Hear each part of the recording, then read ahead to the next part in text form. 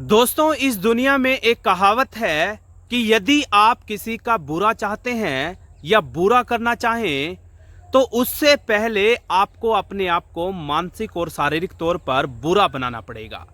आज की हमारी किस्सा कहानी में भी दरअसल कुछ यूं ही हुआ। एक ऐसी किस्सा कहानी जो कि अमूमन आमतौर पर पहला ऐसा मामला होगा जिसका परिणाम सुनकर हर किसी के रोंगटे खड़े हो गए, हर किसी की रूह कांप उठी। दोस्तों, स्वागत है आप सभी का आज की एक और नई किस्सा कहानी में। मैं हूं आपका अपना सुशील कश्यप, हरियाणा से। दोस्तों, बिना समय जाया करे सीधा शुरू करता हूं आज की घटना कहानी। लेकिन उससे पहले आप तमाम लोगों से मेरी दंडवत प्रार्थना है कि अपने इस दोस्त भाई बेटे को हौसला अफजाई के तौर पर ही सही सब्सक्राइब कर लेना, क्योंकि यदि आपने सब्सक्राइब कर लिया तो कोई भी किस्सा कहानी आएगी उसका नोटिफिकेशन सबसे पहले आपको पहुंचेगा। दोस्तों, आज की जो हैरत अंगेज घटना और कहानी को लेकर के मैं आप लोगों के समक्ष रूबरू हुआ हूं, वो किस्सा और कहानी संबंध रखती है राष्ट्रीय राजधानी क्षेत्र दिल्ली से। दरअसल दिल्ली का एक इलाका पड़ता है रघुवीर कॉलोनी। रघुवीर कॉलोनी दरअसल राजौरी गार्डन के अंतर्गत एक कॉलोनी आती है। वहीं का रहने वाला है सूरज कुमार। सूरज कुमार दरअसल कम पढ़ा लिखा है और शायद ये भी एक वजह रही होगी कि सूरज नजदीक की एक फैक्ट्री में बतौर हेल्पर काम करता है। दिनचर्या की बात करूं तो सुबह लगभग 7 बजे घर से टिफिन लेकर निकल जाना और देर रात्रि वापस अपने काम से घर लौटना। दोस्तों, सूरज की उसी फैक्ट्री में रोशनी नाम की एक लड़की भी काम किया करती थी। यानी कि सूरज और रोशनी साथ काम पे जाते थे, साथ खाना खाते थे और साथ ही पूरा दिन काम किया करते थे। जैसे जैसे समय बीतता गया दोनों की दोस्ती होती गई और दोस्ती धीरे धीरे प्रेम प्रसंग में तब्दील हो गई। सूरज और रोशनी एक दूसरे के इतने नजदीक आ जाएंगे ना तो कभी सूरज ने सोचा था, ना ही कभी रोशनी ने सोचा था। धीरे धीरे वो एक दूसरे से इतना ज्यादा मोहब्बत और लगाव कर बैठे कि एक साथ जीने की, एक साथ मरने की कस्में खाने लगे। दोस्तों, देखते ही देखते वो समय भी आ गया जब रोशनी और सूरज को लगने लगा कि अब दोनों को शादी कर लेनी चाहिए। सूरज और रोशनी ने तमाम अपनी किस्सा कहानी को लेकर माँ बाप के साथ साझा किया, लेकिन सूरज और रोशनी के तमाम पारिवारिक लोग इस रिश्ते से जरा भी इत्तेफाक नहीं रखते थे। यानी कि दो टूक शब्दों में दोनों के पारिवारिक लोगों ने मना कर दिया।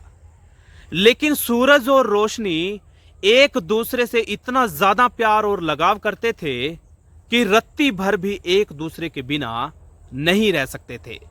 रोशनी बार बार सूरज पर यह दबाव डाल रही थी कि हो ना हो वो उससे शादी करना चाहती है।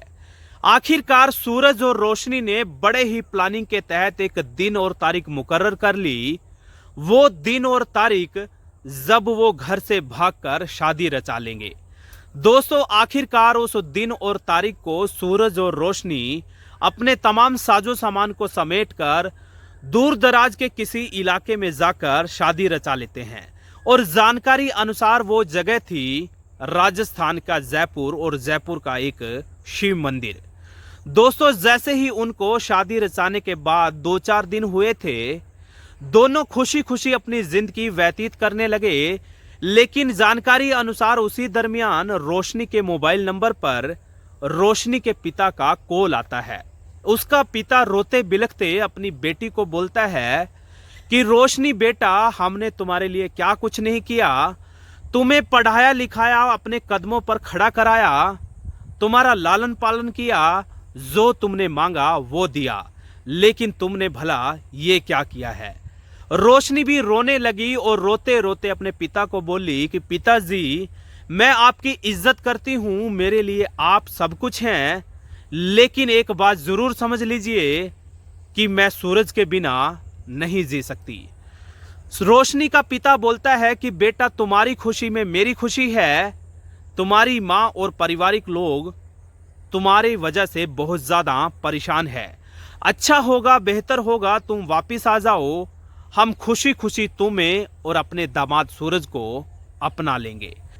रोशनी के पिता की चिकनी चुपड़ी बातों में सूरज और रोशनी बड़ी जल्दी आ गए और आखिरकार वो भी मान चुके थे कि पारिवारिक लोग अब उनके रिश्ते को स्वीकार कर लेंगे। लेकिन दोस्तों, सच्चाई कुछ और थी। यानी कि सच्चाई का मुखौटा पहनकर पारिवारिक लोगों ने बड़ी घटना कहानी को अंजाम दे दिया था। यानी कि सूरज और रोशनी तय दिन तारीख पर वापस घर लौट आते हैं और जैसे ही सूरज अपने ससुराल और मायके आया तो ना केवल मायके वालों ने बल्कि ससुराल पक्ष के तमाम लोगों ने उनकी हौसला अफजाई करी, जोरदार तरीके से स्वागत किया। उनकी आव भगत में तरह तरह के पकवान बनाए। ये सब देखकर सूरज भी आश्चर्यचकित था और कहीं न कहीं वो भी अपने ससुराल पक्ष के तमाम बुजुर्ग लोगों के पांव छूकर आशीर्वाद ले रहा था। लेकिन दोस्तों, चंद घंटे बाद वो सब कुछ होने वाला था जिसके बारे में ना तो कभी सूरज ने और ना ही कभी रोशनी ने कल्पना की थी। देखते ही देखते सूरज के ऊपर तमाम लोग जोरदार तरीके से मारपीट शुरू कर देते हैं और देखते ही देखते चंद मिनटों में सूरज लहूलुहान हो गया। उसको इतना जोरदार तरीके से मारने पीटने लगे जैसे कि ये उनका सबसे बड़ा दुश्मन हो। तो मारपीट कर रहे लोगों में से एक लड़का तमाम लोगों को शांत करके बोलता है कि सूरज का गुप्तांग काट दिया जाए ताकि तमाम देश दुनिया में एक मैसेज जाए कि कोई भी ऐसा घटिया किनौना काम करेगा तो उसका अंजाम ऐसा होगा। देखते ही देखते बड़े ही बेदर्दी से सूरज के गुप्तांग को काट दिया जाता है, उड़ा दिया जाता है। सूरज रोता रहा, बिलखता रहा, मदद की गुहार लगाता रहा, लेकिन दोस्तों कोई भी व्यक्ति उसकी गुहार को सुन नहीं रहा था और देखते ही देखते उसका इतना ज्यादा खून बह गया कि तमाम लोग तो ये मान चुके थे कि उसने दम तोड़ दिए हैं। आखिरकार पड़ोसियों की मदद से सूरज को लहूलुहान हालत में कार में बैठाकर नजदीकी हॉस्पिटल ले जाया जाता है। लेकिन दोस्तों, जैसे ही उसको हॉस्पिटल ले जाया गया तो डॉक्टर्स की तमाम टीम भी ये देखकर आश्चर्यचकित रह गई कि आखिरकार इतनी बड़ी घटना कहानी को कैसे अंजाम दे दिया गया।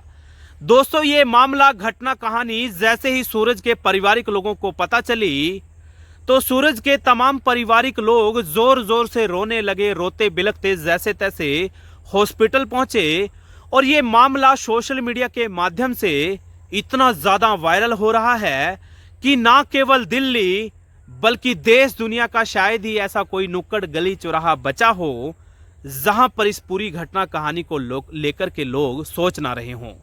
दोस्तों, ये मामला इतना ज्यादा वायरल है कि लगातार लोगों की प्रतिक्रियाएं सामने आ रही हैं। बहरहाल दोस्तों, इस पूरी घटना कहानी में पुलिस ने नामजद मुकदमा दर्ज कर लिया है। तमाम लोगों की खोजबीन जारी है। इस मामले में घटना कहानी में क्या कुछ सामने आएगा, इस बारे में कुछ भी कहना जल्दबाजी होगी चूंकि पुलिस अपने स्तर पर जांच कर रही है। लेकिन दोस्तों, इस घटना कहानी ने बहुत बड़ा सबक देश दुनिया में बैठे हुए लोगों को जरूर दे दिया है। दोस्तों, ये थी आज की हमारी किस्सा और कहानी। आप लोगों को कैसी लगी जरूर बताइएगा। लेकिन जाते जाते आप लोगों को जरूर बता दूं कि मुजरिम चाहे कितना ही शातिर क्यों ना हो, कितने ही शातिराना अंदाज में कोई घटना कहानी को अंजाम क्यों ना दे दे, लेकिन दोस्तों ये जो कानून होता है उसके हाथ बहुत बड़े होते हैं जिसकी जकड़ में आखिरकार मुजरिम को आना पड़ता है। इस पूरी घटना कहानी में संलिप्त तमाम आरोपियों को निश्चित तौर पर सख्त से सख्त सजा जरूर मिलेगी और बची खुची जिंदगी आरोपियों को जेल की सलाखों के पीछे बनी हुई काल कोठरी में बैठकर गुजारनी पड़ेगी। उसी काल कोठरी में बैठकर तमाम आरोपी अपने किए काले कारनामों का पछतावा कर रहे होंगे। दोस्तों, ये थी आज की किस्सा कहानी। मुझे दीजिए विदाई, फिर हाजिर होऊंगा। तब तक सतर्क रहिएगा, अलर्ट रहिएगा, क्योंकि सतर्क और अलर्ट रहने में ही भलाई है। सतर्क और अलर्ट रहने में ही आप लोगों का बचाव है। बहुत बहुत शुक्रिया, आप सब साथियों का धन्यवाद, आभार।